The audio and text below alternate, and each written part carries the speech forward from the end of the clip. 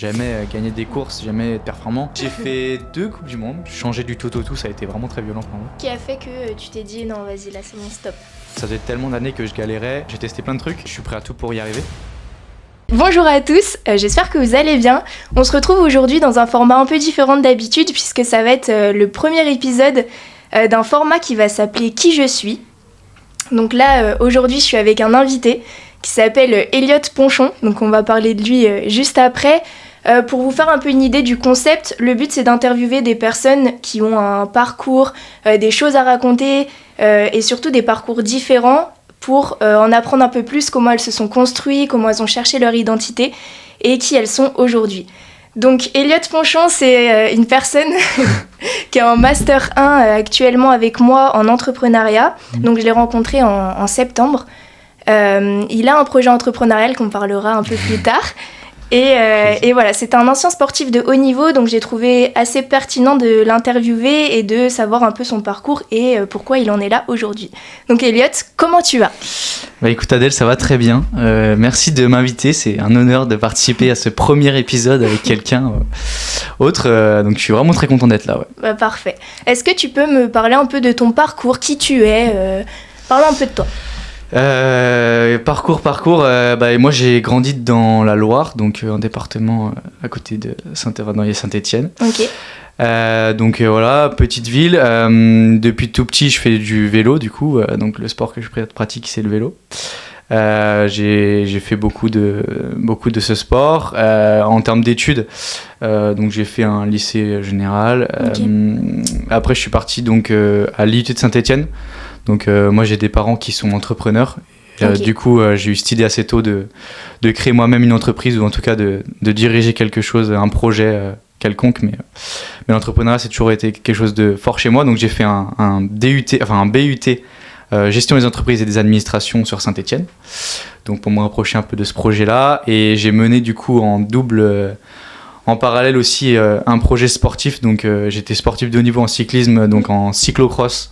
Ça va pas parler à tout le monde, mais... Ouais, est-ce que tu peux expliquer un peu ce que c'est ? Ouais, Parce carrément. que j'ai vu un peu ton Instagram, il y avait le cyclocross, il y avait le VTT, il y avait route. J'ai pas tout compris, donc est-ce que tu peux expliquer un petit peu ? Ouais, carrément. En gros, le cyclocross, c'est une discipline qui est née en France et qui se développe pas mal aussi en Belgique et dans les Pays-Bas, donc pas mal européen. Okay. Globalement, pour faire simple, c'est un mélange entre le VTT et le cyclisme sur route. C'est une discipline qui se passe plutôt l'hiver, en fait, d'origine. C'est un sport qui a été créé pour faire quand même du vélo alors que la saison est terminée, parce que l'hiver, il n'y a pas de saison de route, comme il fait plus frais. Donc du coup, il y a une autre discipline qui s'est développée et petit à petit, c'est devenu une discipline indépendante avec des noms forts en fait qui continuent cette pratique. Donc ce qui permet de la faire exister. Et du coup, j'ai monté, voilà, la communication vient du projet qui s'appelait les Mod Lovers. Donc en gros, j'ai créé une association à but non lucratif pour justement m'aider dans ma pratique sportive, parce que comme c'est un sport peu développé, il y a besoin de financement pour pouvoir vivre, parce que voilà, il faut des sponsors, etc. Okay. Donc j'ai levé un peu on va dire une première levée de fonds, même si c'était très léger. Et du coup, ça m'a permis de faire cette saison et j'ai pas mal communiqué. C'est en lien aussi avec les réseaux sociaux pour montrer que voilà, les partenaires sont là, on a mis en avant sur mes réseaux sociaux en tout cas. Et l'association, elle existe toujours ? Est-ce que tu en fais toujours partie ? Est-ce qu'il y a d'autres gens avec toi qui travaillent sur ça ? Alors j'étais tout seul à développer ce projet. C'était un peu mon premier projet entrepreneurial, on va dire, même si c'est vraiment associatif. Et du coup, aujourd'hui, comme j'ai changé de projet, l'association elle est un peu en stand-by, voilà, elle est en pause, donc c'est plus d'actualité en tout cas là-dessus. Ok. Si j'ai une petite question, déjà t'as quel âge ? T'as 21 ans, c'est ça ? Ouais, 21, ouais. Ok, et comment tu te décrirais toi en tant que personne ? Est-ce que tu peux me donner, si tu penses à 3 mots qui te définissent, comment tu te définirais ? Je dirais que je suis quelqu'un de très sociable. Je me nourris vachement de l'échange avec les gens, même si voilà, des fois dans des projets on a plus la tête dans le guidon, donc on est vraiment sur notre projet, on est un peu plus solo, mais je me nourris vachement de l'expérience des gens. Je vais poser beaucoup de questions, donc je vais dire très, très sociable et très curieux dans le même objectif. Et je dirais que un troisième point, je dirais ambitieux. J'ai envie de réaliser des choses qui, moi, me plaisent et je suis prêt à tout pour y arriver. Ok. Donc, ouais, ambitieux, je pense, c'est trop un bien. joli mot. J'aime bien cet exercice parce que je trouve que ça permet d'en savoir un peu plus sur soi. Et aussi, moi, je vais te donner, je pense, les 3 mots qui te définissent selon moi. Okay, et je pense que c'est intéressant d'avoir justement cette identité perçue par les autres et cette identité qu'on se donne à soi. Parce que souvent, on est un peu pessimiste envers soi, mais là, c'est pas le cas, donc c'est trop bien. Moi, je dirais que t'es quelqu'un d'hyper bienveillant. Okay. Tu veux toujours bien faire et voilà, je pense que l'humain est au centre un peu de tes préoccupations et donc c'est un plaisir de travailler avec Elliot et même de l'inviter sur un podcast. Je me fais saucer sur le podcast. Non, mais c'est vrai, c'est important, je trouve, les qualités humaines. C'est clair. Et après, t'es énergique, voire hyperactif. Ouais, je tiens pas en place. Ouais, voilà. Et je pense que cette curiosité et être toujours partant pour faire des choses. Par exemple, là, vraiment, le podcast, c'est venu en une discussion. On parlait un peu de son passé et je lui ai dit viens, ça te dit, on en parle autour d'un podcast. Ah ouais, carrément, je suis chaud. Voilà, ça, c'est Elliot. C'est ça. Et puis, je me dis, faut vivre, il faut faire des expériences. On est jeune, c'est maintenant qu'on teste des trucs et pourquoi pas, tu vois. J'ai adoré le projet. J'avais moi-même l'envie de faire un petit podcast, mais j'ai pas mis les choses en place. J'avais d'autres projets. Okay. Mais du coup, c'est hyper cool. C'est hyper cool. Et du coup, donc, si on revient un petit peu sur le cyclisme, avant, tu étais dans le club de Saint-Étienne, si je me trompe pas, jusqu'à, je sais, 2019, je crois. Ouais, il y a longtemps, je ne saurais pas dire l'année. Et après, maintenant, du coup, tu as changé de club. Ouais. Est-ce que tu pratiques toujours le cyclisme ? Est-ce que tu es toujours dans ce club je sais plus le nom du club. Villefranche. Villefranche, il me semblait, je sais pas. Club Villefranche. Okay. En fait, pour refaire un peu l'historique rapidement, j'ai grandi dans une ville qui s'appelle Montbrison et le plus petit club qu'il y avait, c'était le Vélo Vert Savignolet. Donc j'ai commencé par là. Après, j'ai dû rapidement bouger pour une plus grande ville parce qu'il y a plus de structures. Okay. Et du coup, j'ai bougé à Saint-Étienne. Sauf qu'après, je me suis retrouvé tout seul parce que dans ma catégorie d'âge, il se fait qu'il n'y avait plus des gens de mon âge. Est-ce que tu as commencé à quel âge le vélo ? J'ai commencé la compétition à 7 ans. 7 ans. Donc, il y a un petit bout de temps. Et du coup, Villefranche, j'y suis venu vraiment pour professionnaliser l'idée. Du coup, j'ai fait, on va dire, 5 ou 6 ans à bon niveau, voire haut niveau, enfin même haut niveau. Et là, aujourd'hui, je suis plus... j'avoue que j'ai fait vraiment un virage total. Je suis plus du tout...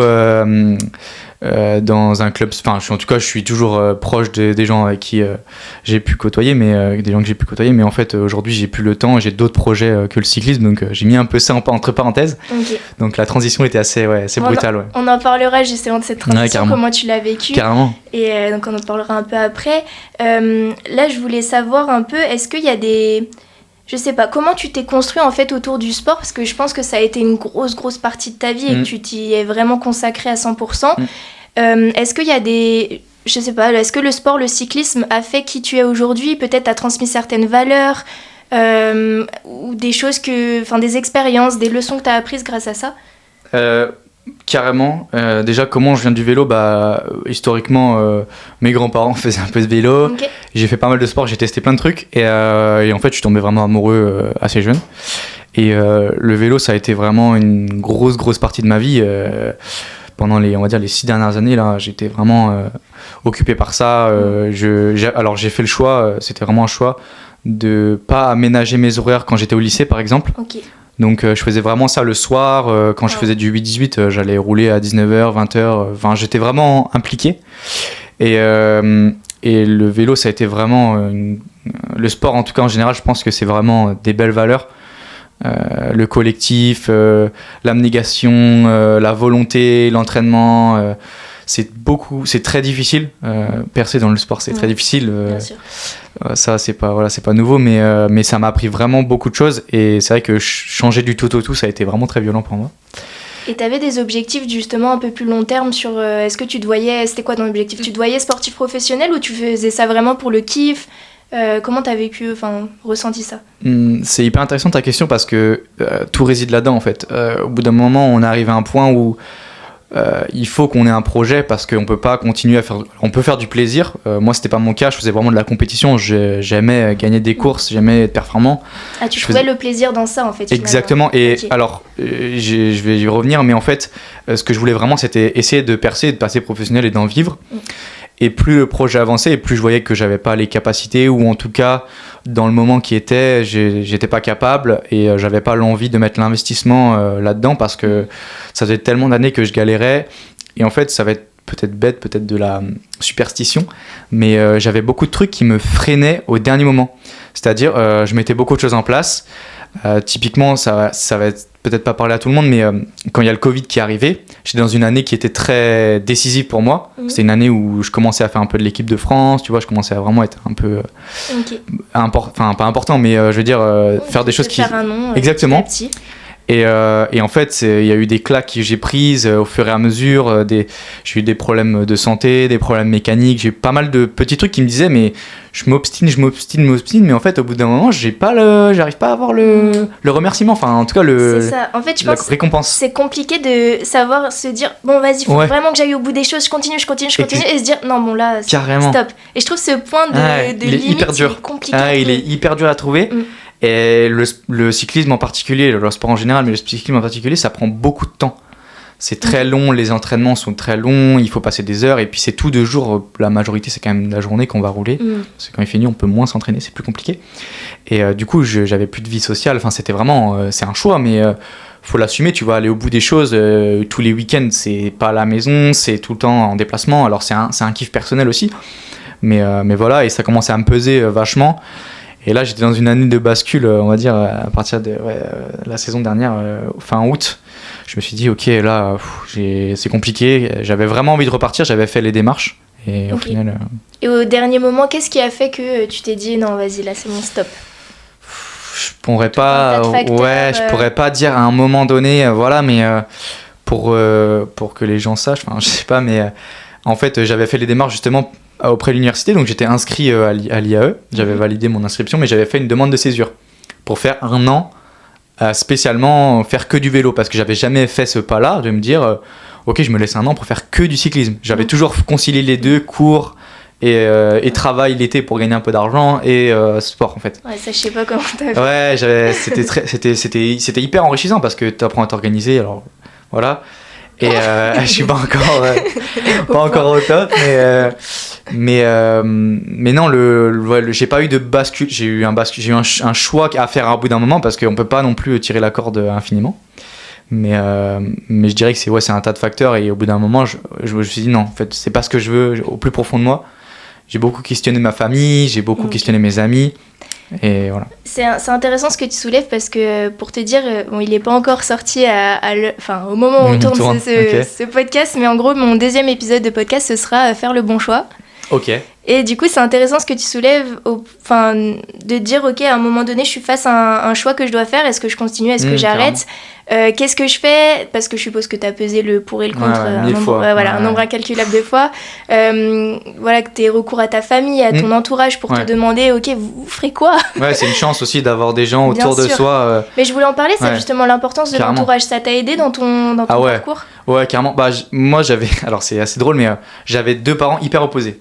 Dans leurs idées, et c'est difficile, tu peux pas choisir un parent, tu préfères pas un plus que l'autre, etc.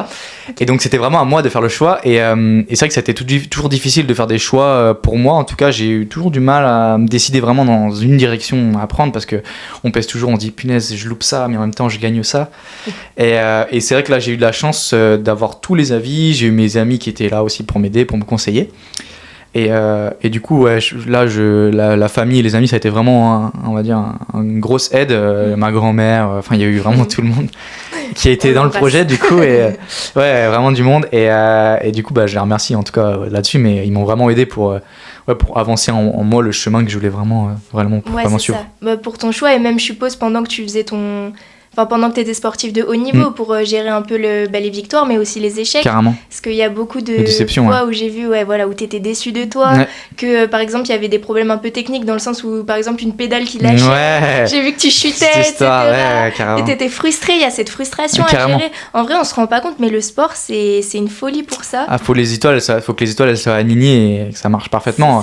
Après, il y a toujours des prodiges, tu vois, il y a toujours des gens qui sortent du lot, ils savent pas pourquoi, mais dans les gènes, c'est pas expliqué, ils sont juste plus forts, quoi. C'est physique, on peut pas l'expliquer, mais c'est vrai que j'ai eu pas mal de déceptions, et j'ai eu aussi, mais en fait, j'impactais aussi la vie de mes parents parce que tu vois, je devais être accompagné pour faire ça. En fait, le cyclocross, pour qu'on récapitule un peu, c'est un sport qui demande beaucoup. En fait, on a plusieurs vélos. Donc, on peut changer de vélo pendant la course. Donc, il faut un poste de dépannage. Et du coup, il faut une équipe. Il faut des gens qui te passent ton vélo, qui te lavent ton vélo pendant que celui que tu prends, enfin en fait on fait des changements, donc il y a besoin de technique, il y a besoin de personnes. C'est des gens de ton entourage qui font ça, c'est pas directement les clubs ou les organisateurs de la course ou je sais pas comment vraiment ça se passe. Alors qui gèrent tout ça. Ouais, j'ai testé les deux. J'ai c'est la majorité, 99% c'est mon père, enfin 80, on va dire 99% c'est mon père qui était là, qui m'accompagnait sur les courses, qui me faisait les trajets, etc. Et du coup il était toujours là et je l'impactais aussi parce que tu sais quand t'as une défaite et que tu ramènes pas la coupe, enfin tu t'es déçu, bah en fait tu l'impactes lui aussi. Bien sûr, parce que lui, il a fait le sacrifice de venir, exactement. Le trajet il est toujours plus long quand ça se passe mal, quoi. Le retour, laisse tomber, quand tu pars à 10 heures de route et que tu reviens, t'es tombé, t'as même pas pu finir la course, c'est hyper frustrant. Et j'ai testé aussi avec une équipe. Et j'avoue qu'avec mon père, on avait vraiment on avait un peu notre fonctionnement, on était un peu fusionnel aussi, donc ça marchait bien. Je pense que s'il était là depuis le début, donc petit à petit, il te connaît, il sait comment tu fonctionnes, voilà, il sait les réactions à avoir. Vivre ça avec lui aussi, tu vois, c'est hyper fort. Il y a peu de parents, je pense qu'ils peuvent dire, on avait été aussi près de l'action, parce qu'en fait, il participe à la performance et il participe dans le bon fonctionnement et dans la réussite, en fait. S'il est pas là, moi, je peux pas, tu vois. Donc ouais, c'est assez fort, c'est assez fort. Pilier, quoi. Et justement le fait de changer de voie, et bah, je me disais putain mais pense à lui, tu vois aussi, et il me disait mais non mais fais ton choix, et c'était là où c'était dur aussi de faire le choix parce que tu sens que t'impactes des gens, c'est pas que toi. Ouais, c'est ça. Mais après, je pense que c'est important justement d'avoir cet entourage sain qui est derrière toi et qui peut te dire ok, bah là maintenant c'est ton choix, c'est ta décision à toi. Et je pense que dans tous les cas, il est pas déçu de tes choix et qu'il t'encouragera dans tout ce que tu fais. Clairement. Et ça, je pense que ça change tout en vrai. Ouais, clairement, clairement. Parce que, est-ce que pendant que tu étais sportif de haut niveau, tu avais cette recherche toujours de performance, toujours cette obligation un peu de performance, même envers toi-même peut-être? Est-ce qu'il y avait cette pression-là, clairement, ce côté négatif? On veut faire les choses bien. Plus sur la route, moi j'étais dans une équipe qui était quand même pas mal structurée, donc il fallait répondre à des attentes, il fallait être performant. Ouais, c'est ça. Il fallait répondre au bon moment en fait, quand on nous attendait il fallait qu'on soit là quoi. Donc il y a aussi ça qui joue, que plus ça devient professionnel et plus tu as des engagements pris et tu dois performer, tu te dois de rendre les chances qu'on te donne, tu vois. Et du coup le club enfin peu importe les clubs, mais donc ils forment une équipe et après vous allez faire des compétitions. Exactement. En fait au début de la saison ils recrutent des gens, donc soit ils vont recruter à l'extérieur, soit ils prennent dans des structures on va dire pré-entraînement, donc un peu comme tu vois, ils vont former des gens, une prépa voilà, et ils vont former des gens et après ils vont les recruter dans l'échelon du dessus pour courir à plus haut niveau quoi. Et du coup tu as fait des compétitions en dehors de la France, internationales, la Coupe du Monde? J'ai fait 2 Coupes du Monde, donc c'est pas énorme mais c'était vraiment des superbes expériences. et ouais, j'ai fait des courses un peu partout en Europe, donc j'ai fait Allemagne, République tchèque, Suisse, Italie, Espagne, Portugal. Et après, quand j'étais plus jeune, je suis parti en Australie, donc j'ai fait une course en Australie et une course aux États-Unis. Quand je partais à l'étranger, j'essayais toujours de trouver un vélo là-bas et essayer de faire la course, quoi. Mais là, c'était à titre personnel. Oui, c'était autre. Mais c'est des pays aussi, j'ai pu courir. Ok. Ouais. Je regarde juste tes petites notes. Carrément. Ça, on en a parlé. Je vais revenir sur l'aspect de ta vie sociale un petit peu que tu as mis entre parenthèses parce que tout ça se passe au collège, lycée, je suppose, même un peu après. Ouais, même après, ouais. Dans le supérieur et si tu dis que tu faisais les cours et après tu allais t'entraîner, clairement, ça veut dire que voilà, tous tes week-ends étaient pris le soir. Donc déjà, pour gérer les études, franchement, bien joué. Et ensuite, cette vie sociale, c'est-à-dire que, je sais pas, mais tes amis, tu les voyais pas en dehors de l'établissement scolaire. Comment tu gérais tout ça? C'est une très bonne question. Déjà, moi, le lycée, j'ai fait le choix du coup de pas avoir 0 aménagement. Donc ça, c'était vraiment le lycée. J'avais une copine à l'époque, donc tu vois, j'arrivais à avoir quand même, tu vois, une vie sociale aussi à côté. Et j'arrivais à gérer mes entraînements. Donc je m'entraînais majoritairement le soir et les week-ends, j'étais toujours pris. Après, vient le supérieur. Et là, le supérieur, je me suis plus professionnalisé, si tu veux. Donc j'étais dans une équipe et en fait j'avais le statut de sportif de haut niveau, donc c'est un statut qui est délivré sous certaines conditions. Et ça t'amène un aménagement. Exactement. Et là du coup, alors premier semestre, je savais pas que ça existait. J'étais un peu perdu, je savais pas que ça existait. Et du coup, le premier semestre du supérieur, j'ai pas eu d'aménagement. Et après, j'ai eu un ami qui est devenu un très très bon ami à moi, qui faisait du vélo. Et il m'a dit, mais mec, pourquoi tu fais pas aménager? Et je dis, mais c'est pas possible, c'est illégal de faire ça, c'est pas normal. Comment ça, on peut louper des cours pour aller faire du vélo? C'est trop beau, la vie, elle est trop belle. Et il m'a dit, mais en plus, t'es sportif de haut niveau et tout. Du coup, moi, j'étais complètement. Voilà. Et il m'a dit, mais viens, enfin, fais-le, quoi. Et du coup, petit à petit, je suis venu à plus louper des cours. Alors, voilà, avec ses limites, etc. Il faut pas non plus en abuser, mais ouais, j'arrivais à louper, tu vois, des après-midi par semaine. Donc, la première année était très chargée en cours, donc là c'était vraiment intéressant. Les années d'après, j'avais moins de cours quand même par semaine, j'avais plus de temps libre, plus de projets à la maison, donc au final le projet à la maison ça se transforme en aller rouler et puis tu refais le projet le soir. Mais j'ai eu toujours la chance d'avoir des facilités à l'école, donc j'apprends facilement et du coup ça a quand même aidé pour ça, tu vois. Ouais, bien sûr. J'ai vraiment là-dessus j'ai aucun mérite, c'est vraiment de la chance que j'ai une bonne mémoire, j'apprends vite et je suis curieux, donc voilà, curieux, exactement. Ça joue aussi. Et du coup j'ai réussi à faire ça, mais c'est vrai que là tu découvres un peu aussi la vie de nuit. Alors moi je sors pas trop le soir, mais tu vois tes potes qui te partent et toi tu y vas pas, tu refuses une fois, 2 fois, 3 fois et au bout d'un moment ils disent bah vas-y on t'invite plus, quoi. Et puis tu les comprends, c'est normal. Et t'as ressenti un peu une frustration par rapport à ça, te dire bah tu sais souvent t'as la peur d'avoir loupé quelque chose. Est-ce que t'as ce sentiment d'avoir loupé pas forcément que des soirées, il y a pas que les soirées pour avoir une vie sociale. Carrément. Bah moi je suis pas très soirée, donc ça c'est pas trop, j'ai pas eu trop l'impact.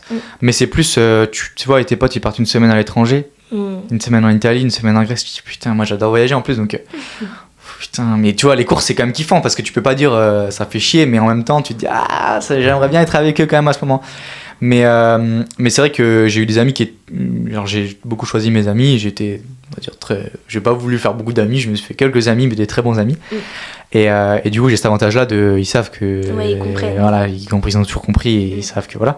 Mais c'est vrai que non, les soirées j'ai pas trop eu cet impact, mais par contre plus tu vois, ils vont faire un week-end à tel endroit où ils vont se faire kiffer, tu vois, un week-end au ski où ils vont se faire du quad, ou tu vois, c'est peut-être des trucs tout cons, mais putain j'aimerais bien essayer. Des petites activités à droite à gauche. Exactement. Tu dis, non les gars, je peux pas. Et je peux pas, les gars, j'ai entraînement et tout, faut que je fasse le taf, et puis faut que tu te couches tôt, parce que tu peux sortir, mais non, tu peux pas. C'est qu'il y a ça aussi, c'est pas comme là t'as des performances à atteindre et ça passe par le physique aussi, et du coup ton sommeil, je pense, à manger, ton alimentation, tout ça. T'as eu une préparation un peu à tout ça J'ai été accompagné avec mon équipe. J'ai eu un entraîneur avec qui j'étais assez proche, on va dire, qui fonctionnait pas mal.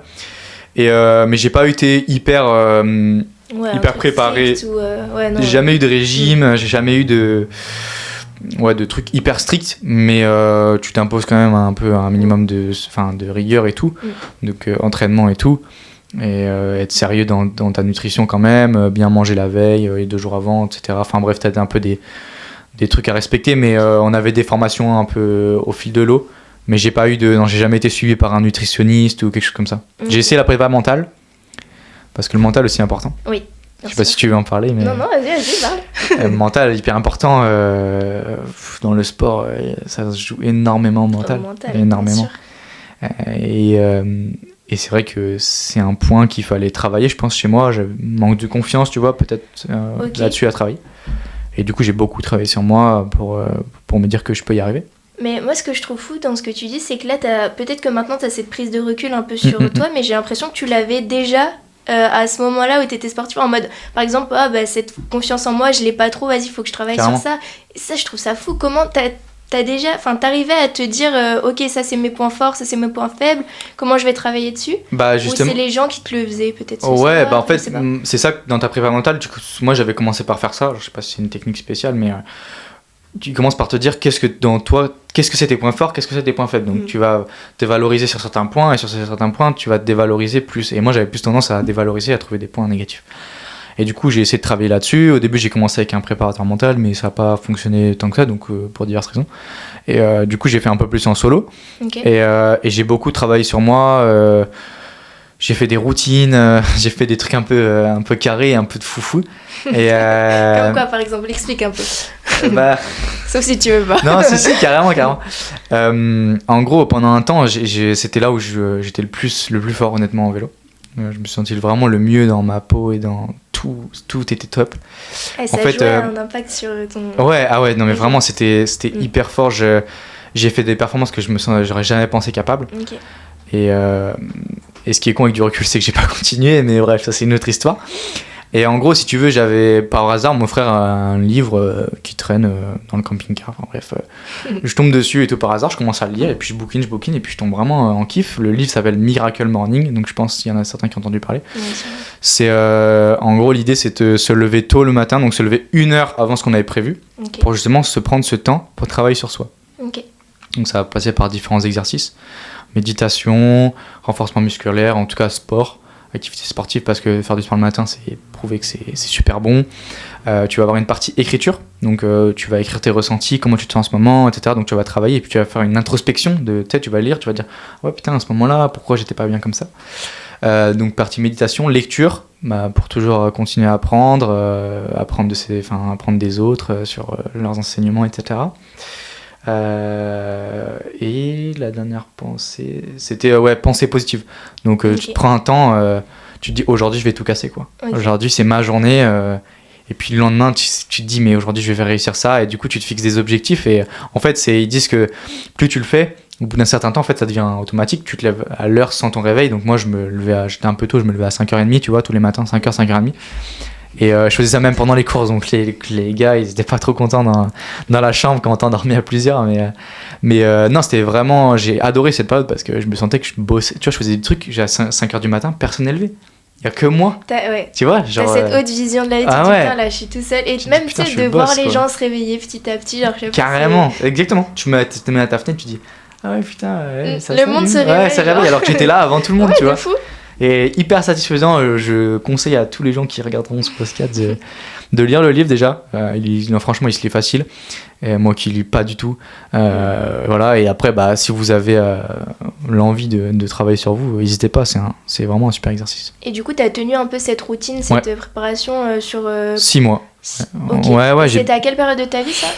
C'était il y a 2 ans. Ok. Donc en janvier, il y a 2 ans, ouais. Ok. Et ouais, j'ai fait une superbe saison. Alors j'ai toujours ce petit manque de réussite sur la fin, c'est toujours ça, C'est frustration. Mais tu penses que ça a joué, du coup, ça a eu un impact sur tes performances, tes réussites? Ouais, je pense que ça a eu vraiment un impact positif. J'ai pu faire des superbes résultats à ce moment-là. Je sentais que tout allait bien, tout se passait bien et tout. Et c'est vrai que, tu vois, plus j'en parle et plus je me dis, mais pourquoi j'ai arrêté, tu vois? Et c'est vrai qu'après, tu prends ta routine et en fait... c'était pas viable parce que des fois c'est toujours des excuses, mais tu vois, quand tu vas dormir avec des gens ou quand il y a avoir nous on dormait beaucoup entre équipes, tu sais, dans des équipes t'as toujours quelqu'un dans ta chambre, t'es jamais tout seul dans ta chambre, donc en fait tu peux pas le déranger, donc du coup tu te casses 1 jour, 2 jours, 3 jours. Quand c'est des courses de 7 jours, tu te casses 7 jours, et après redémarrer à chaque fois c'est plus dur, tu vois. Au début tu le fais et puis au bout d'un moment tu te dis putain ça me saoule, je casse tout mon rythme et je suis fatigué, et donc assez chaud à tenir. Ouais, et surtout quand ça dépend pas que de toi. Exactement, c'est ça. C'est surtout ça. Quand t'impactes les gens, c'est sûr que voilà, c'est plus agréable, mais tu vois, ça m'a donné envie de refaire Allez, à la sortie du podcast demain matin 5h. Mais je pense que ça aide dans cette quête un peu d'identité et de recherche de soi. Carrément. Et de savoir voilà, un point fort, point faible, qui on est, ce qu'on veut, où on va. Et en fait, ça motive au quotidien. Ça définit tes objectifs et c'est ça, ta ligne directrice. Exactement, que ce soit long terme ou court terme, en mode vas-y, cette journée, je vais tout défoncer, Carrément, ça y est. Ouais, c'est ça, c'est vraiment ça. Tu te dis, aujourd'hui c'est ma journée, je veux réussir tel objectif aujourd'hui, je sais pas. Je sens que ça va bien se passer, tu vois. Déjà, tu te conditionnes, tu te dis. C'est ça. Je sens que ça va être bien. Et je pense que dès que tu pars de ce postulat-là, parce que c'est comme quand on dit le matin, tu t'es levé du mauvais pied, en mode, je sais pas, tu prends ton café, tu fais renverser ta tasse, tu dis, ça va être une mauvaise journée. Et là, du coup, tu te conditionnes. Exactement. Et du coup, tous les petits trucs de merde, tu dis, vas-y. Journée de merde. C'est ça. Alors qu'en fait, si tu t'étais dit, non, enfin, moi, par exemple, je me lève, il y a du soleil, je suis là, c'est trop bien. Ouais, carrément. Mais ça, en fait, il faut trouver tout le positif dès le matin. Comme ça, ta journée, elle est réussie, tu vois. Ouais, ça, je pense que le matin, c'est un moment crucial. Et puis, j'ai beaucoup entendu des gens qui me disent, mais non, mais moi, je suis pas un mec du matin. Moi, j'étais ça avant. Je suis pas un mec du matin. Je suis pas une fille du matin, j'aime pas. Les gens comme ça. Et en fait, ils en parlent dans le livre, mais ils disent en fait, déjà si vous conditionnez à dire ça, vous allez pas avancer. Mais tout le monde peut être du matin en fait. Si juste tu prends la routine, ne serait-ce que 2 semaines, derrière c'est automatique. Oui, c'est ça. Ton système il est conditionné. De toute façon, c'est qu'une histoire un peu d'habitude et de. Carrément. Ouais, c'est ça. Il y a Atomic Habits aussi, le livre, je sais pas si tu l'as lu, il est très intéressant. Et enfin ouais, ça parle de justement le pouvoir des habitudes en fait, et que tu vois, un exemple tout con, la salle de sport, c'est un peu le même principe. Si tu t'y tiens pas, en plus c'est un sport qui est assez ingrat parce que t'as pas les résultats tout de suite, donc faut s'y tenir sur le long terme. Et si t'as pas ce minimum de te dire ok, j'y vais, enfin combien de jours par semaine, etc., ça marchera jamais. Carrément, il faut être régulier dans la pratique, et c'est comme ça que tu vois ceux qui arrivent et ceux qui arrivent pas, et ceux qui performent en fait. C'est compliqué, qui continuent malgré les échecs et malgré les problèmes et tout ça. Donc, Et si tu veux, maintenant on va pouvoir parler de cette transition qui a été un peu brutale, comme tu l'as dit, entre ce passage de je consacre ma vie aux études, mais aussi au cyclisme, à maintenant je fais des études en master en entrepreneuriat et je laisse un peu ma passion. Enfin, ça reste un hobby du coup que tu fais. Tu pratiques plus du tout en compétition actuellement? Non. J'ai continué là cet hiver, j'ai fait quelques compètes. C'était plutôt sympa. En fait, j'avais vraiment plus cette pression du résultat, et en fait, du coup, c'était vraiment sympa. J'ai beaucoup plus profité, tu vois, on savait qu'avec mon père c'était un peu les derniers moments aussi, enfin provisoirement voilà. Et du coup c'était vraiment du pur kiff en fait, c'était que du plaisir, donc j'ai vraiment adoré cette mini saison on va dire que j'ai faite. Et pour revenir sur la transition du coup, comme je disais en fait j'avais prévu à la base de faire une année de césure. Donc j'avais mon inscription. À fond, donc, voilà. Là on est août-septembre 2024. Et je suis pris à l'IAE. Donc je suis pris dans le master que je voulais vraiment ce master-là. Mais je me dis, autant je l'ai, c'est possible de faire une année de césure, je suis entre deux trucs, c'est pas grave de perdre un an. Je fais les démarches. Donc tout se passe bien, ça se déroule bien, machin. Monsieur Marion, notre responsable de master, parfait, pas de soucis, tout se passe bien.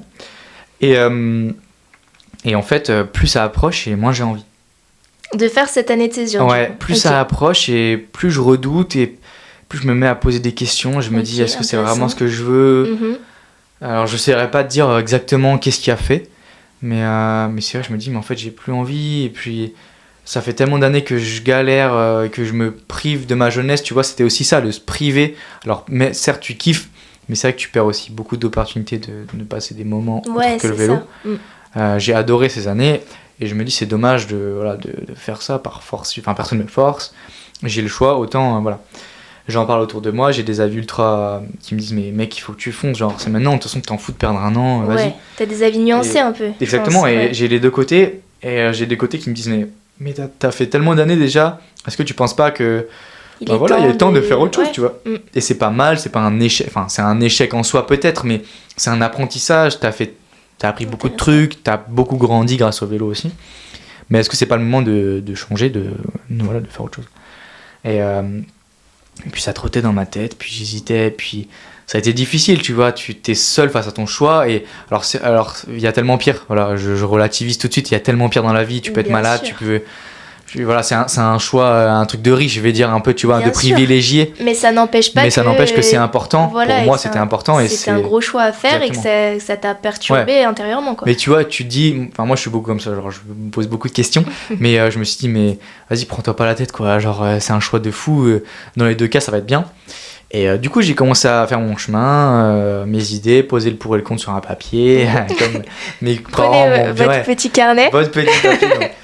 Positif, négatif, et ça va être dur au début, vous allez mettre du temps à réfléchir, et même s'il y aura plus de positif, vous allez vous dire en fait j'ai pas envie, tu vois, c'est pas parce qu'il y en a plus, c'est pas la quantité qui fait la qualité. Ouais, vraiment. Et puis quand on essaye, par exemple on met beaucoup de positif, on se dit bon bah vas-y, rationnellement ça va vers ce soi, et même si nous on se dit non ça me convient pas trop, c'est qu'inconsciemment on sait notre choix en fait. Clairement.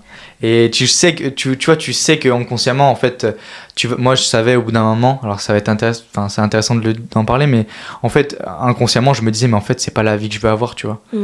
Genre en fait j'ai pas le niveau nécessaire pour pouvoir vraiment en vivre, tu vois, avoir vraiment un gros salaire. Alors certes t'as le salaire, certes t'as la passion aussi parce que c'est un sport de fou, tu vois, tu voyages partout, tu fais plein d'expériences de dingue, tu rencontres plein de monde et tout, mais c'est vrai que j'avais pas prétention de pouvoir être au meilleur niveau mondial parce que les capacités font que voilà, intrinsèquement j'ai pas le niveau. Tu penses que même si tu t'entraînais, tu t'entraînais déjà. Ouais, clairement. Tu penses que c'est vraiment en mode tu peux toujours faire plus. Oui, bien sûr. Tu peux toujours faire mieux, tu peux toujours faire différemment.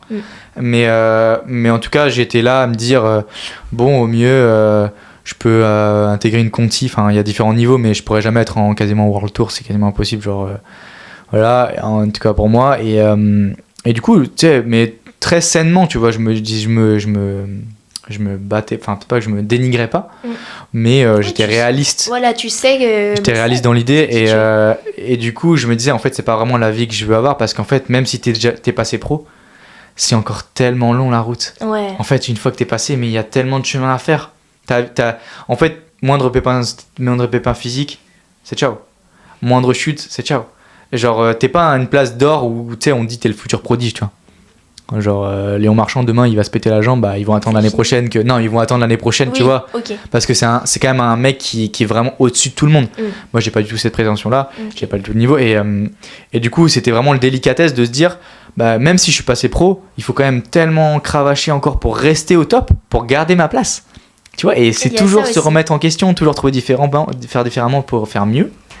Et du coup il y avait ça aussi, je me disais mais non j'ai pas envie de ça, maintenant j'ai envie d'ouvrir d'autres possibilités. Moi, la deuxième passion, c'est toujours été l'entrepreneuriat. J'ai toujours vu mes parents travailler là-dedans. Et du coup, c'était un choix aussi dans ma tête. Au cours de la saison dernière, 2024, j'avais déjà t'avais déjà cette petite réflexion. Et après, petit à petit, ça s'est fait. Et tu t'es dit, bon, bah, stop, j'arrête. Et au pire du pire, tu pourras recommencer, tu penses C'est compliqué. Ouais, quand t'arrêtes aussi longtemps, c'est compliqué. Et puis, maintenant, le sport, ça devient de plus en plus jeune. Donc, ils recrutent toujours de plus en plus jeunes. Moi, je suis pas un vieux encore, mais je suis pas tout jeune. C'est ça, en fait. Chaud. Parce qu'en fait, si tu veux, la catégorie espoir... Ouais, t'es espoir 3, toi, c'est ça ? Moi, je suis espoir 4 cette année. 4, ok. Donc, la dernière année espoir. Et après, au-dessus d'espoir, c'est difficile de percer. Enfin, c'est plutôt dans les catégories jeunes qui recrutent pour former, etc. Donc ça a été compliqué de revenir. Ouais. C'était vraiment un choix définitif. Et du coup, là, est-ce que t'es content de ce choix ? Est-ce que tu regrettes ? Est-ce que... T'en es où, là, actuellement, dans ta vie ? Bah là, ça fait 7 mois, on va dire. Je regrette pas du tout. J'ai agi, de toute façon, j'ai fait. Je savais en toute conscience que j'allais faire quelque chose de différent. Et non, je regrette pas du tout. Ma vie perso se passe très bien. J'ai rencontré une fille qui me plaît pas mal, donc c'est vrai qu'avec le vélo c'était compliqué. Et là, j'ai plus de temps, on va dire. Je développe un projet annexe. Mes cours, ça me plaît. Alors, il y a certains cours que j'affectionne pas particulièrement. On ne les citera pas. Et voilà, on taira les noms. Et sinon, ouais, non, je m'épanouis vraiment. Je fais plein d'autres trucs. Je vais partir un mois au Vietnam. Enfin, je fais des voyages aussi, des choses qui me manquaient, tu vois, le temps. En fait, tu penses que ce choix-là, ça t'a permis de combler un peu les manques que t'avais et de rattraper un peu tout ça. Carrément, bah, je passe plus de temps avec ma famille, avec mes amis. Alors, c'est vrai que maintenant, je me suis vraiment... Le temps que j'avais pour le cyclisme, je l'ai mis dans l'entrepreneuriat aussi, dans les projets. Mais ça fait vivre, en fait. C'est les projets qui te font avancer. Et non, je regrette pas du tout. Et en fait, j'en ai parlé avec d'autres amis, tu vois, qui ont fait le même choix que moi. Plus tôt ou plus tard, enfin, peu importe. Et ils m'ont dit que quand ils ont arrêté, ils trouvaient qu'ils avaient beaucoup de temps. Tu vois, d'un coup, il y avait un panel de temps qui se libérait dans leur semaine. Ils se disaient, mais... Qu'est-ce que je vais faire ? Ouais, tu vois, genre, nous, on s'entraîne, je sais pas, peut-être 20 heures par semaine, tu vois, avec les courses et tout. T'as ces 20 heures, en fait, tu l'as pour faire autre chose. Et moi, j'ai pas du tout eu ça parce que la transition a été vraiment directe. En fait, j'ai vite comblé.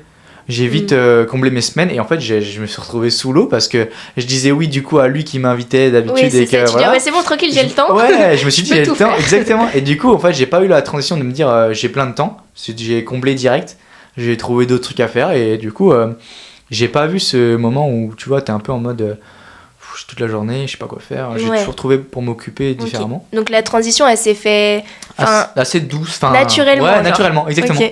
Et je crois beaucoup en les signes de la vie, tu vois, et au final tout s'est bien ouvert pour moi tout m'a bien souri et du coup. Mais je pense après aussi, tu avais le cadre du master déjà qui t'occupait. Bon, on n'a pas cours 5 jours par semaine. Non, c'est fait que c'est aménagé pour. Ouais. Exactement, pour avoir nos projets à côté. Exactement. Mais ça t'a permis quand même, je pense, directement d'être dans cet écosystème entrepreneurial un peu et de rencontrer d'autres gens et de petit à petit créer ton projet. Tu peux nous en parler du coup ? Ouais, carrément. Du coup, le projet aura un nom. Il s'appellera Étoile. Donc Étoile, ce sera un E-étoile parce que le I, c'est pour tout ce qui va être technologique. Donc c'est un projet un peu plus technique, technologique. Et le toile parce que l'idée, c'est travailler dans l'automatisation, donc relier les choses entre elles. Donc la toile dessine assez bien relier les faits. Enfin, c'est un peu métaphorique, mais voilà, il s'appellera Étoile. L'idée, en fait, je parlais avec des gens dans la classe qui m'ont beaucoup enrichi, au final, parlant de ça. Colin, pour pas le citer, on lui fait des bisous. Et il m'a parlé de l'IA. En fait, moi, j'étais vraiment pas du tout là-dedans, dans la tech, pas du tout. Et en fait, c'est un projet de fou. Enfin, il y a tellement d'opportunités business là-dessus. Et du coup, chemin faisant, on en a parlé un peu et j'en suis venu à parler de l'automatisation. Donc l'automatisation, l'idée c'est d'automatiser des tâches qui sont chronophages, qui prennent beaucoup de temps et qui rapportent peu de valeur aux entreprises. Et du coup, je me suis formé un peu, enfin je continue toujours, je suis en formation on va dire, et je me suis dit mais en fait c'est ça, j'en ai parlé à des entrepreneurs, ils m'ont dit mais mec c'est une solution de fou, genre c'est trop une bonne idée tu vois, tu me ferais gagner, ça, quoi. Exactement, aujourd'hui tu fais gagner 2 heures par semaine à quelqu'un, mais pour un entrepreneur c'est énorme, gagner 2 heures c'est énorme, genre dans sa journée de travail, enfin ça peut même plus, je dis 2 heures mais ça peut être 10 heures par semaine, bon là c'est vraiment extrême mais voilà. Ouais, il y a des cas. Il y a des cas de trucs, tu te dis, mais en fait, ça me prend juste du temps et ça me fait chier de le faire, tu vois. T'as des exemples de tâches comme ça Carrément. Typiquement, j'ai eu un projet, en gros, une entreprise dans le cyclisme, du coup, je suis resté avec les gens que je connaissais. Et en gros, quand elle recevait ses factures, tous les matins, elle avait des nouveaux produits qui arrivaient avec des quantités et des prix. Okay. Et en fait, il me disait que ça le faisait flic parce qu'à chaque fois, il devait taper dans son logiciel de gestion et de stock la référence, cliquer sur la bonne référence, pas se tromper, mettre la bonne quantité qui est écrite, etc. et faire ça pour toutes les références. Donc quand tu as 50 références par jour, ça te prend 30 minutes par jour, quoi. Ouais, puis c'est pas les tâches les plus kiffantes, quoi. Exactement, et puis c'est long, ça prend enfin bref, c'est tout sauf pratique. Okay. Et l'idée, c'est que je lui ai dit, moi écoute, ce que je te propose, c'est que dès que tu reçois ta facture, qu'elle soit papier ou numérique, en fait, je t'extrais les bonnes données et je te les mets directement dans ton logiciel de gestion. C'est tout con. C'est pas, je dirais pas que c'est simple, mais c'est accessible à mettre en place même quand on débute et quand on y met de la volonté. Et eux, ils n'ont pas le temps, le fait de le faire. Enfin, tu vois, ils ont leur tâche et puis c'est pas leur cœur de métier. Donc du coup, ils se disent, vas-y, si tu me fais gagner 30 minutes par jour, c'est cool, tu vois. Et du coup, ça a commencé comme ça. J'en ai parlé à d'autres entrepreneurs, d'autres entreprises. Et aujourd'hui, je bosse pas encore avec une entreprise en particulier, c'est plus des petits projets, on va dire, pour faire de l'expérience. Ouais, voilà, pour te former petit à petit. Exactement. La crédibilité, c'est important aussi dans ce métier. Et du coup, l'idée, ce sera ça, dans les PME, principalement parce que les grosses entreprises, ça va être plus des projets plus avec des données, enfin, c'est plus compliqué. Je préfère commencer par les PME, et puis je pense que c'est celles qui ont le plus besoin de ça. Et leur dire, si vous avez des tâches que vous pensez pour automatiser, même si vous pensez que c'est une idée bête, au final, il n'y a pas d'idée bête. Il y a beaucoup de choses qui sont possibles aujourd'hui avec l'IA et la technologie. Donc l'idée, c'est de faire ça. Ok, trop bien. Et de proposer ça à des entreprises. Et voilà. Ok, trop bien. Est-ce que du coup, parce que je pense qu'il y a beaucoup de concurrence par rapport à ça, enfin, notamment en ce moment, dans le sens où l'IA, ça se développe de fou, on n'entend parler que de ça. Carrément. Est-ce que, tu penses ta valeur ajoutée et ta place, ta crédibilité, tu vas te la créer en faisant, en fait, petit à petit Donc là, tu as des objectifs là, de court terme, ça va être de trouver des clients Ouais, carrément. L'expérience, je pense que c'est un gros atout parce que si on dit j'ai déjà fait pour par exemple un concurrent ou un mec dans le même secteur, tu dis putain, il a fait ça lui. Pourquoi je ferais pas pareil? Moi aussi, je veux pas pareil. L'idée, c'est de pénétrer le marché comme ça. Okay. J'ai commencé à démarcher, alors très peu parce que j'ai pas beaucoup de temps à consacrer là-dessus. Ça va être en fait, je suis en stage et les cours en même temps, donc la semaine est pas mal chargée. Okay. Mais les cours se finissent fin mars et les stages aussi, donc début avril, ça va vraiment commencer fort. Okay. Je vais vraiment essayer le processus et pour donner un ordre d'objectif, j'aimerais bien un CA de 30 000 d'ici septembre. Donc c'est assez ambitieux, je pense. Ouais, c'est ambitieux, mais trop bien. Mais voilà, C'est je comme pense ça que qu'on c'est avance. faisable. Exactement. Bien sûr, Je préfère me mettre des chiffres parce que j'ai pas de honte à parler de chiffres et que je pense qu'il faut pas. de ouf. Et voilà, et d'avoir un nombre de clients, alors je sais pas le maximum Oui, possible avec le après, temps que bien j'ai, sûr. mais voilà, et puis développer un maximum cette idée-là. Et puis si je vois que les retours des clients sont plus sur d'autres besoins, parce que comme l'IA se développe assez vite, tu sais, peut-être les clients, ils n'ont pas forcément besoin d'automatisation tout de suite, ils ont plus besoin d'un truc qui structure leur projet. Parce que des fois, il y en a qui fonctionnent encore sur Excel, tu vois, tu te dis, mais enfin non, faut pas, tu vois, il y a d'autres solutions. Il existe autre chose maintenant. Exactement. Il y a tellement Oui, d'autres oui, solutions qui existent, et peut-être les accompagner d'abord là-dessus. Ouais, Sur là-dessus. le pré, et après, derrière, Après, ok, tu les as aidés sur ça, bam, automatise derrière, tu sais comment ça fonctionne, les logiciels. regardez, et je tout. peux vous apporter encore Exactement, ouais. Quand vous avez fait le premier pas, maintenant il y a le second. plus. Ouais, ok. Donc l'idée c'est de faire ça et de proposer, si tu veux, un service délivré. Et l'idée c'est de mettre une maintenance en place. Parce qu'en fait ces projets-là, ils fonctionnent pas toujours. Des fois il faut faire des petits changements, il y a des petits bugs, il y a des petites... Il y a déjà des ajustements Exactement, à faire. Et ouais, dans ok. le temps. Et l'idée c'est de proposer voilà, un service... D'accompagnement, exactement. petit à petit de suivi. en fait. Exactement, Ok. un peu prestation sur plusieurs... Enfin sur des mois quoi, Ouais, ok. en mode service. Ok. Voilà.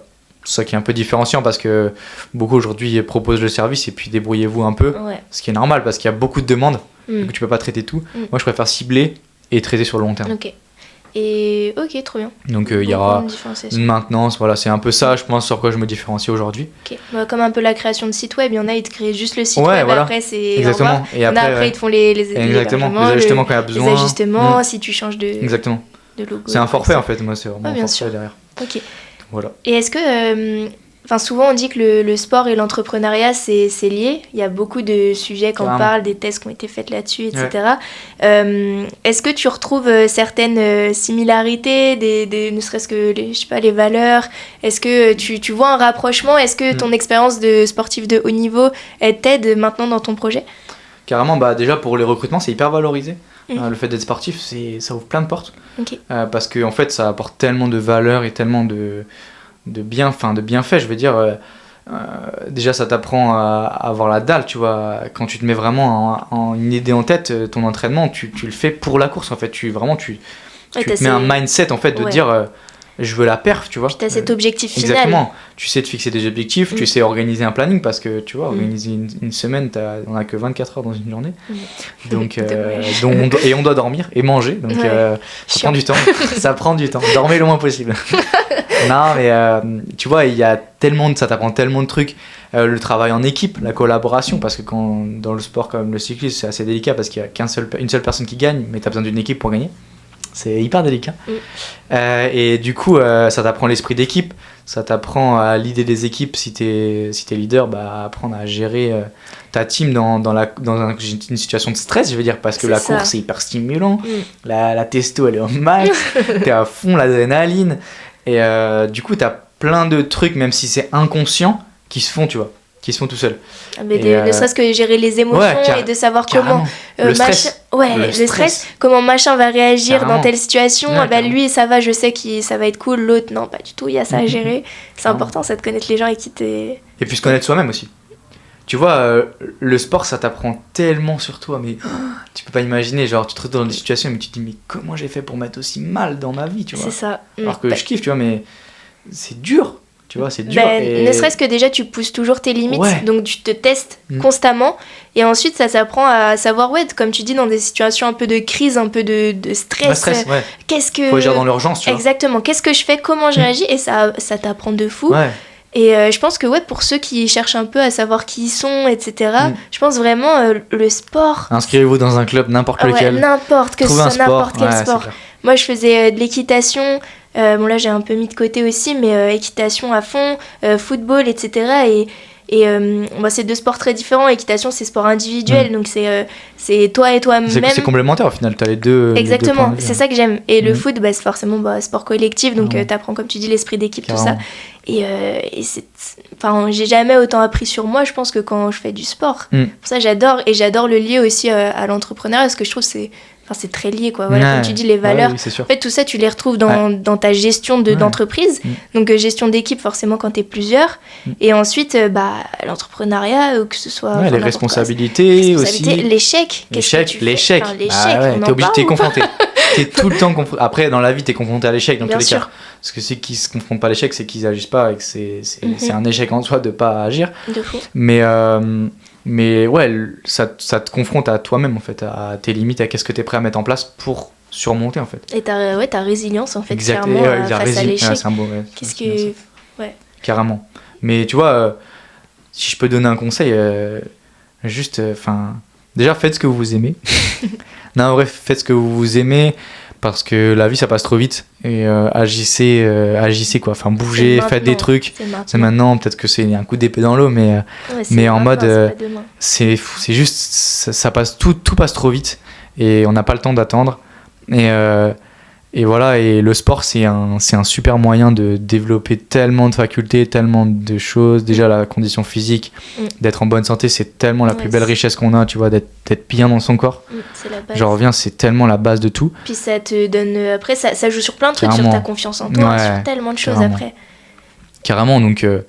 n'hésitez pas à vous inscrire dans un club si vous hésitez aujourd'hui à vous dire j'hésite et tout, j'ai peur du regard de l'autre, tu vois, parce que quand tu rejoins un nouveau sport aussi, t'as ça, tu vois, de te confronter à genre dans un nouveau domaine que je maîtrise pas, et moi j'ai ça aujourd'hui avec l'automatisation, je maîtrise pas du tout l'IA de base, et du coup je suis obligé de tout apprendre sur le tas. Le code, c'est pas du tout un truc qui est né, enfin j'ai jamais eu de formation de rien, et je me lance un peu dans l'inconnu, et en fait ça.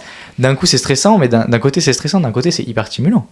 Ah bah carrément, tu vois, parce que tu connais rien, t'as tout à apprendre. T'apprends tout. Mais ça peut être tellement déstabilisant, parce que nous je pense on a un peu cet état d'esprit, donc ça va, mais pour des gens c'est vraiment paralysant, et ça bloque. Moi je connais, j'ai des amis qui se lancent pas, ne serait-ce que sans parler de création d'entreprise ou quoi, mais juste dans un nouveau sport, même avec la fac, parce que voilà, peur du jugement, peur du regard des autres, je sais pas faire, machin.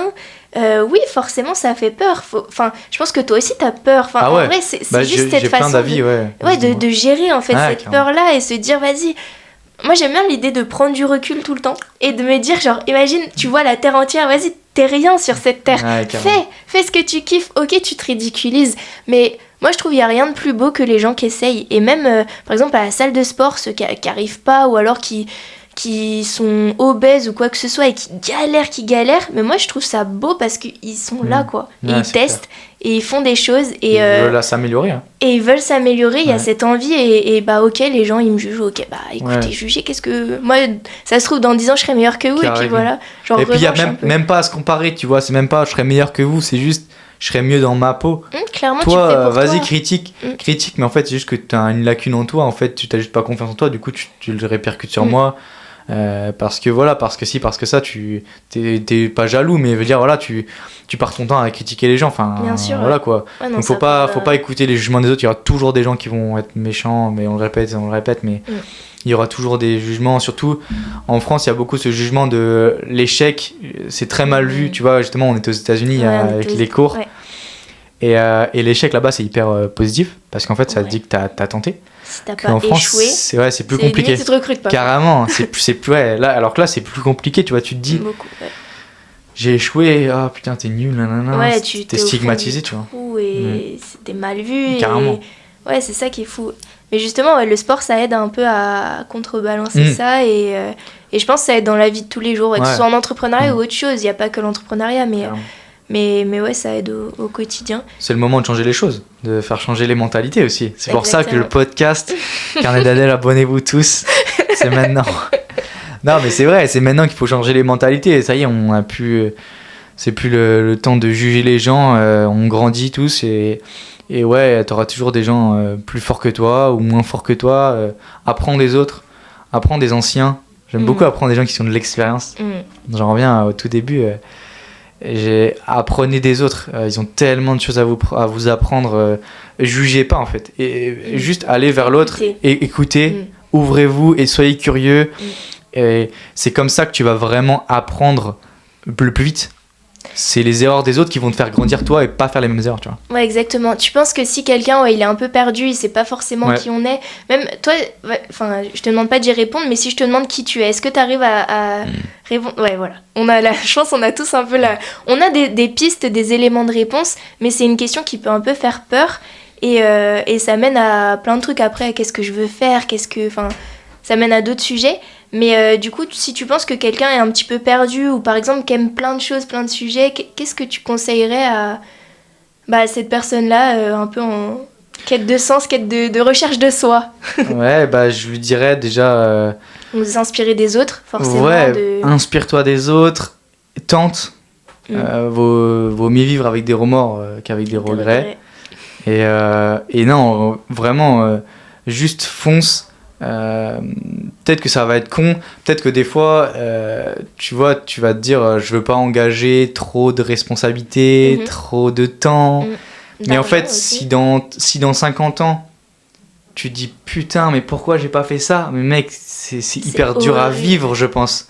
Alors t'auras toujours des trucs que t'as pas fait parce que si, parce que ça, parce que t'as pas eu l'occasion, parce que à ce moment là c'était pas voilà. Mais je pense que si c'est assumé et si c'est choisi, alors des fois t'as pas le choix des fois, mais si t'as l'opportunité de faire des choses, ouvre-toi, écoute ce que les gens disent et ouais, fonce.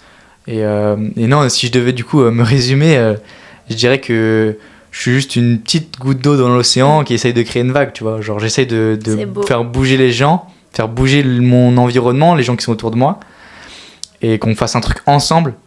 C'est notre slogan d'ailleurs dans mon club, c'était tout le temps ensemble. Donc c'est vraiment notre valeur. Okay. Et ouais, en fait, on n'est rien en fait. Au final, on n'est rien. Donc arrête de regarder ce que les autres te disent, sinon tu n'avanceras pas. Ok. Voilà. Ça fait un peu motivation, mais c'est beau, mais c'est important de le dire. Ouais, c'est important de le dire. Je pense que on le répète, mais ouais, c'est bateau, mais quand tu l'expériences vraiment, ça prend tout son sens. Carrément.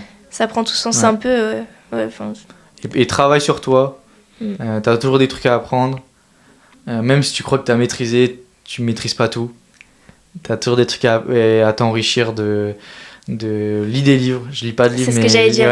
Lisez des livres, en vrai, c'est chiant. Écoutez des livres, écoutez des podcasts. Écoutez des podcasts. Écoutez des podcasts. La petite promo. Faites des choses, en fait, juste même tester des trucs. Comme je disais dans mon premier épisode de podcast, genre juste des choses, même vous serez dit, oh non, vas-y, flemme, ou oh, je sais pas, j'ai pas envie de faire ça, ou parce que t'as pas l'habitude de faire ça, en vrai, tente. Tu sais pas, ça se trouve, t'auras perdu 2 heures de ta vie, tu te seras fait chier d'aller, je sais pas, à une conférence, ou ça se trouve, t'auras connu ton futur associé avec qui tu créeras ta boîte. T'en sais rien. Ouais. C'est me disait notre prof, allez, découvrez, quoi. C'est chiant, peut-être c'est une soirée à 19h, vous avez pas envie, vous êtes fatigué, vous êtes dans votre lit, enfin voilà. Mais c'est peut-être là que vous allez rencontrer la personne, tu vois. Ça peut être un truc que vous vous attendez pas. Et l'imprévu, ça... Ouais, c'est ça, ça fait partie du jeu. C'est clair. Et ok, et dernière petite chose, si tu avais un conseil à donner à quelqu'un qui est un peu dans cette phase de se poser des questions par rapport à une transition, que ce soit par exemple comme toi le sport et ensuite se consacrer à autre chose, qu'est-ce que tu dirais? Moi je dirais que tout est possible, même si au début tu penses pas pouvoir le faire, en fait tu es capable si tu te mets vraiment dedans. Et tu verras au fur et à mesure, mais tant que t'as pas tenté, tu sais pas. Et je veux dire que aujourd'hui il y a beaucoup de structures qui existent, beaucoup de clubs. Alors c'est de plus en plus difficile, la condition financière économique de notre pays fait que il y a de moins en moins de sous, mais il faut pas partir avec cette mentalité là parce que sinon t'avances pas. Mais il y a des clubs qui existent, entourez-vous, allez toquer à des portes, poser des questions. Et ouais, moi j'aurais jamais pu le faire si j'étais pas entouré déjà de ma famille et puis des clubs, etc. Donc si vous avez envie de prendre du temps, prendre 1 an pour faire votre sport, faites-le. Enfin, je veux dire, c'est pas 1 an qui va faire que vous avez loupé vos études, ou enfin tu vois, des fois il y a des gens qui se disent qu'ils hésitent à sauter le pas parce qu'ils disent putain j'ai perdu 1 an. Ouais, cette perte de peur de gâcher du temps, même 2 ans, il y en a qui redoublent des fois, ils hésitent aussi parce qu'ils ont redoublé déjà. Mais en vrai, si vous sentez, c'est clair, vivez le truc à fond. Et je pense s'il y a un doute, c'est qu'il n'y a pas trop de doute. Genre, carrément, c'est clair. déjà, si toi, tu as envie de changer de choses ou de faire autre chose, bah, c'est qu'il n'y a pas trop de doute. Donc, certes, il faut y réfléchir. Si tu as envie de faire une année de césure pour prendre le temps pour réfléchir à quoi que ce soit, vas-y, te consacrer à fond dans ce que tu fais ou d'autres choses, bah, juste fais, réfléchis et fais et agis. Il y a des trucs qui existent pour les sportifs, voilà. beaucoup. Il y a des clubs, il y a des pôles espoirs, il y a des structures, exactement, des structures qui existent, qui se montent de plus en plus parce que le sport, bah, ça se développe aussi à une vitesse grand V, plein de sports. Donc, non, n'hésitez pas à vous entourer, à poser des questions. Et si on vous refuse, si on vous ferme la porte, passez par la fenêtre, genre foncez quoi. Enfin, c'est tenter des choses et agissez. C'est ça, et juste je pense, vous n'êtes pas tout seul. Exactement. Genre, si on en parle là, c'est que ça touche pas mal de gens, et il y en a certainement, c'est évident, qui sont passés par le même chemin que vous, qui se sont posés les mêmes questions. Donc n'hésitez pas à aller contacter ces gens, ou voilà, des structures un peu qui sont là pour vous aider. N'ayez pas honte avec ça, et faites au maximum pour évoluer et trouver des réponses à vos questions. Carrément, bah juste, en fait, quand je me posais la question, tu vois, j'ai questionné les gens qui étaient déjà professionnels, des gens que j'avais en relation. Ouais. Et j'aurais dit, mais c'est quoi ta vie au quotidien, tu vois ? Comment tu vis la chose ? Et ça a fait cheminer aussi l'idée de me dire, c'est peut-être pas la vie. Tu vois, les avis que j'avais, c'était pas forcément positif, ça qui est fou. Les gens qui en vivaient, que c'était vraiment, ils kiffaient le vélo. C'était pas forcément heureux. Et ils se posaient des questions, ils me disaient, j'ai plein de temps, mais des fois j'ai l'impression de perdre mon temps. Et puis je suis pas forcément heureux parce que je galère, c'est dur, tu vois. Donc faut être prêt aussi à sauter le pas, et ça a fait cheminer aussi des idées où je me dis, bah la vie que ça me plaît pas, ça me convient pas. C'est pas ce que tu veux. C'est pas ce que je veux au fond de moi, tu vois. Terme, mais si j'avais pas demandé, j'ai avancé un peu dans l'inconnu. Et tu vois, c'est pas bon non plus, faut être curieux, ce que je dis revient, mais poser des questions. Il y a des gens, voilà, comme tu as dit, il y a des gens qui ont peut-être vécu la même chose que vous. Donc voilà, demandez, intéressez-vous, et puis n'ayez pas peur de la honte. La honte, vraiment. Ça tue pas. Genre, les gens, ils se souviendront de toi sur le jour même parce que t'as fait ci, t'as fait ça. Un mois après, ils sauront pas qui vous êtes. C'est plus le regard que vous avez vous-même de cette honte-là que les autres. Écoutez pas les gens, foncez. Voilà. Bon, je pense que sur ces beaux mots, merci beaucoup pour ce moment. On va finir cet épisode du podcast. Je tenais à remercier Podroom. C'est un studio de podcast à Lyon qui vient d'ouvrir. C'est eux qui nous ont permis de bénéficier des locaux actuels. Donc n'hésitez pas à aller consulter leurs différentes offres et puis donner-leur de la force sur les réseaux. Parce que, c'est quand même un cadre assez cool. Ouais, c'est très sympa. Donc voilà, merci beaucoup Elliot pour ce podcast. Et je vais prendre, je pense, l'habitude dans ce format de prendre une sorte de petit carnet de livre d'or où tu vas écrire un petit mot, que ce soit pour le prochain invité ou juste même un petit mot de, je sais pas, de conseil, de bienveillance, de ce que tu veux, ce qui te passe par la tête, et puis on le lira au prochain épisode. Donc restez branchés, n'hésitez pas à me dire comme d'habitude ce que vous en avez pensé. Et puis voilà, passez une bonne journée, bonne nuit, bonne soirée, je sais pas. Salut. Ciao.